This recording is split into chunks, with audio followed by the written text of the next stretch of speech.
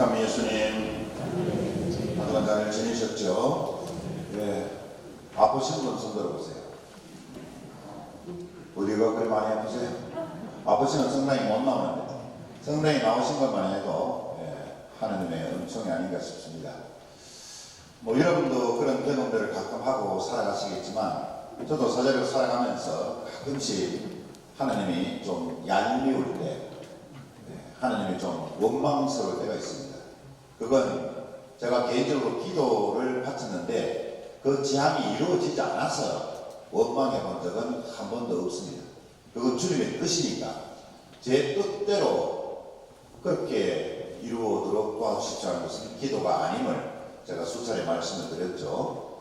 제 지향이 있다 한들 하나님께서는 벌써 알고 계시고 또 제 입을 통해서 기도를 바쳤다 하더라도 그 기도를 들어주시고 안 들어주시고는 주님의 뜻이고 또 그 기도가 이루어지는 때는 하나님이 정하시는 거니까 제가 할 일은 그것으로 끝이 난 것이죠. 그런데 가끔씩 하나님이 얄밉고 또 원망스러울 때는 세속적으로 뭔가 제가 목적을 가지고 준비를 했을 때 제 기억에는 거의 대부분 이루어져 본 적이 없습니다. 뭐 예를 들어서 물질적인 이야기를 하자면 어떤 특정한 목적을 가지고 제가 돈을 좀 모았다고 가정을 하면 그 목적에 다다를 쯤 되면 꼭 다른 데 쓸 일이 생깁니다. 그러다 보면 제가 무엇을 사야 되겠다라고 목적을 가졌지만 제대로 사본 적이 거의 없습니다. 물론 여기서 거의라는 말은 가끔씩 조그만 것은 제가 살 수 있었는데 좀 몇 달 동안 모아서 뭐를 좀 사야 되겠다 이렇게 생각해서 준비한 결과는 그야말로 처참했습니다. 아무것도 제가 원하는 대로 사본 적이 별로 없습니다. 가끔씩 본당에 있어보니까 교우분들께서 옷이나 또 다른 것들을 선물해 주는 경우가 가끔씩 있습니다. 물론 감사하죠. 고맙고. 근데 가끔씩은 또 제 마음에 드는 또 겨울이면 두터운 외투를 하나 받은 게 있어서 저거 살려면 얼마쯤 기다려야 되겠다 해서 목적을 가지고 돈을 좀 모아도 꼭 며칠 전에 급하게 다른 일들에 쓰여지는 그런 일들이 벌어져서 별로 재미를 본 적이 없습니다. 그럴 때마다 하나님은 참 셈이 많으시구나. 제가 꼭 뭘 살려고 하는 것은 잘 허락하시지 않는구나. 그런 생각을 참 이제껏 살아오면서 많이 했습니다. 제가 이곳 본당에 부임하기 전에 경상 본당에서 경험했던 일입니다. 본당에 다니시는 독거노인 할머니 한 분이 돌아가셨다는 이야기를 들었는데 그래서 저하고 연령회장님하고 가보았더니 돌아가신 지가 일주일이 넘었습니다. 그런데 요즘 콘크리트 벽 하나 사이로 남남으로 사는 시대가 되어버려서 그분이 살아계신지 돌아가시는지 별로 관심이 없죠. 이웃이 있다 해도. 그래도 그 옆에 사시는 다른 할머니 한 분이 일주일 동안 전혀 얼굴을 볼 수가 없어서 걱정이 되어서 혹시나 하고 문을 열어봤더니 이미 운명을 하셔서 성당에 다니시는 것은 기억을 해서 저희 본당으로 연락이 와서 그래서 연령회장님하고 저하고 방문을 했던 것입니다. 인간적으로 보면 일주일 지난 부패된 그런 모습을 보는 것이 그리 쉬운 일은 아닙니다만 전문가에게 연락을 해서 시신을 수습하고 또 그동안 얼마나 육체적으로나 정신적으로 많은 어려움을 겪었겠느냐 가히 짐작이 갔습니다. 연락을 해도 친인척들 단 한 번도 오지도 않았고 그래서 마지막 가시는 길에 제가 선물이라도 해야 되겠다 해서 뭘 좀 살려고 좀 했다가 그 할머니에게 마지막으로 오동나무 관을 한번 선물을 한 적이 있습니다. 사실은 그러고 나면 옷을 산 기쁨보다 그래도 마지막 가시는 길에 사제로서가 아니라 같은 한 인간으로서 또 하나님을 믿는 한 신앙인으로서 그런데 물질을 썼다는 것이 내심 더 기쁨을 누릴 수가 있었던 것입니다.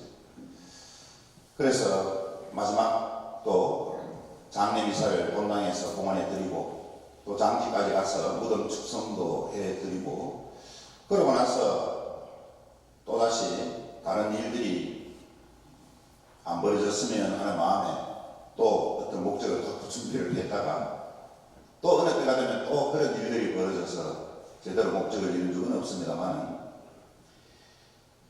어제 저희 본당에 다니시는 할머니 한 분이 돌아가셨습니다. 박에스텔 할머니인데 이번 또한 가정사를 보면 참 딱하신 분이셨습니다. 아들이 하나 있는데 지적 장애자이고 남편 되시는 분은 벌써 돌아가셨고 그래서 사망했다는 소식을 듣고 우리 연령회장님 앞에 앉아 계시지만 직접 파티마 병원에 가서 상황을 좀 알아보라고 말씀을 드렸는데 친척들이 한 사람도 오는 사람이 없었습니다. 그리고 지적장애자 아들은 의사소통이 잘 안 돼서 장례 절차를 어떻게 해야 될지 참 난감하기 그지없었습니다. 그래서 우리 연령회장님이 가서 보니까 장례식장도 준비되어 있지 않고 그냥 영안실에 모시고만 있고 또 장례 미사를 하려고 하니 의사소통이 되지 않아서 천주교식으로 해도 되는지 안 되는지 참 난감하기 짝이 없고 또 어려운 사람들을 위해서 시에서 지원되는 것은 화장해 주는 것과 또 대구시 공동묘지에 안치시켜주는 일 외에는 아무것도 도와주는 일이 없습니다. 그래서 회장님한테 제가 때를 썼습니다. 이런 경험을 제가 한두번 한 게 아니어서 어쨌든 장례식장을 조그만 것이라도 빌리십시오. 그리고 제가 다 사적으로 부담할 테니까 모든 장례 절차는 반대로 최선을 다해서 준비해 봅시다. 이렇게 말씀을 드리고 비록 지적장애자이지만 의사소통을 계속 시도해서 천주교식으로 미사를 하도록 그렇게 한번 설득을 해 보십시오 해서 다행히 그 아들이 천주교식으로 장례하는 것을 동의를 해서 내일 오전 9시에 이곳에서 장례 미사를 봉헌하게 되었습니다. 그래서 그런 경험이 있어서 혹여나 하고 어제 저녁에 혼자 장례식장에 다녀왔습니다. 가보니까 뭐 한 10명에서 15명 정도 들어올 수 있는 조그만 장례식장, 이름하여 대기실이라고 그러죠. 거기에 그래도 빌려서 문상각대를 맞이할 수 있도록 준비가 되어 있는데 뭐 찾아오는 사람은 아무도 없고 가보니까 이제 아들하고 또 어떤 인연에 의해서 이루어졌는지 그 아들의 친구 한 사람만 있었습니다. 그래 가서 이제 연도를 바치고 의사소통이 안 돼서 그 아들 친구에게 몇 마디 물어보고 또 가서 보니까 오는 문상객들이 있다 한들 물이나 음료수 뭐 이런 것들이 제대로 또 준비가 되어 있지 않아서 그런 것들 친구분하고 상의해서 다 준비를 시키고 그 친구라는 사람이 그래도 와서 화요일까지 있겠다고 하니 물론 뭐 저도 처음 만나는 사람이었지만 참 고맙기도 하고 그래서 저도 사람 보는 눈이 있지 않습니까? 네. 금일봉을 주면서 준비를 좀 잘 해라. 그래서 음료수도 준비하고 그 나머지 부족한 것은 나한테 이야기하면 된다. 이렇게 얘기했더니 그 친구가 오히려 저한테 너무 고맙고 감사하다고.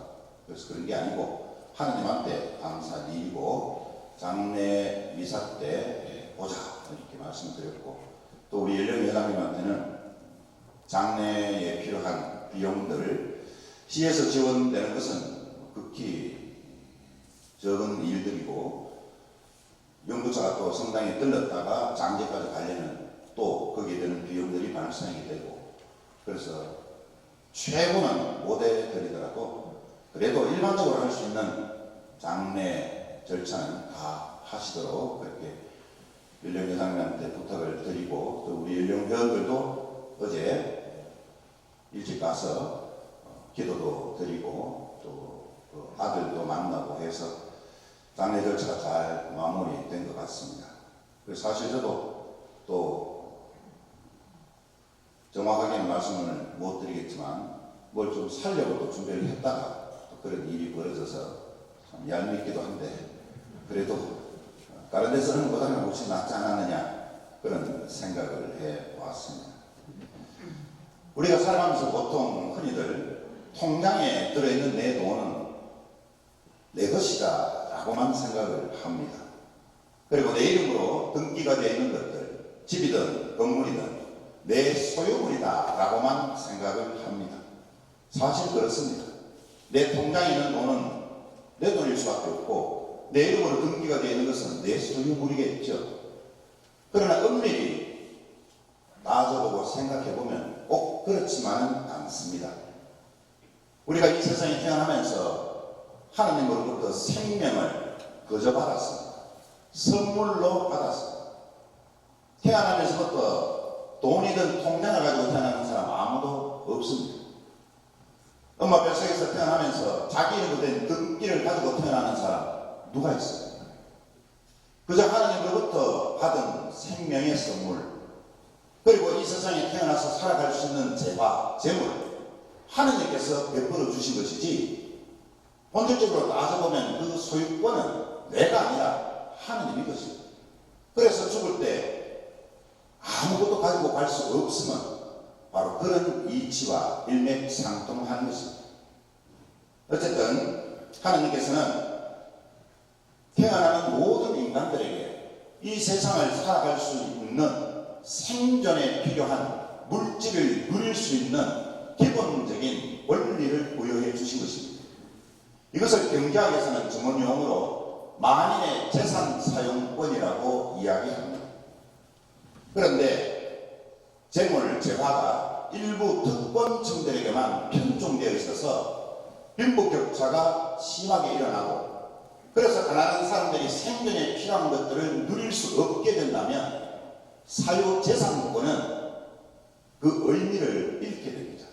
그 정당성을 잃게 되는 것입니다. 왜냐하면 개인의 사유재산권은 만인의 재산 사용권을 실현하는 하나의 수단에 불과하기 때문입니다. 따라서 내가 가지고 있는 것들 속에는 가난한 이들의 목도 있다는 것을 깨달을 수 있어야 합니다. 내가 가지고 있는 소유물 속에는 내 것만이 아니라 나보다 더 어렵고 힘든 가난한 사람들의 것들도 포함되어 있다는 사실을 우리는 자각해야 됩니다. 성 안보리노 성인은 이런 말을 했습니다. 내가 가진 것을 가난한 사람들에게 나누어 주는 것은 오로지 가난한 사람들의 몫을 되돌려 줄 뿐이다. 왜냐하면 모두가 함께 누려야 될 것을 내가 독점하고 있기 때문이다. 이렇게 안보리노 성인은 오늘날에도 시대에 맞는 좋은 말씀을 남기셨습니다. 우리 가톨릭 교회는 가난한 사람들을 돕는 것을 사랑의 의무라고 가르치지 않습니다. 우리 가톨릭 교회의 사회 교리는 가난한 사람들에게 내가 가진 것을 나누는 그 의무를 사랑의 의무라 칭하지 않고 정의의 의무라고 칭합니다. 사랑의 의무는 어떤 면에서 선택권이 있습니다. 예를 들어서 지나가다가 거지가 있어서 불쌍해서 내가 돈 10,000원을 줄 수도 있고 안 줄 수도 있습니다. 안 주었다고 해서 그 사람이 죄를 진 것은 아닙니다. 그러나 정의의 의무는 하지 않으면 죄가 되는 것입니다. 정의의 의무는 해도 되고 안 해도 되는 선택권이 아니라 반드시 해야만 되는 신성한 의무가 바로 정의의 의무입니다. 사실 따지고 보면 사랑과 정의는 떼려야 뗄 수 없는 불가분의 관계에 있습니다. 사랑의 의무를 실현한다는 것은 곧 정의의 의무를 실현하는 것과도 일맥상통하는 것이기 때문입니다. 그런데 우리는 흔히들 또 이렇게 이야기를 하죠. 형편이 좀 나아지면 가난한 사람들을 돕겠다.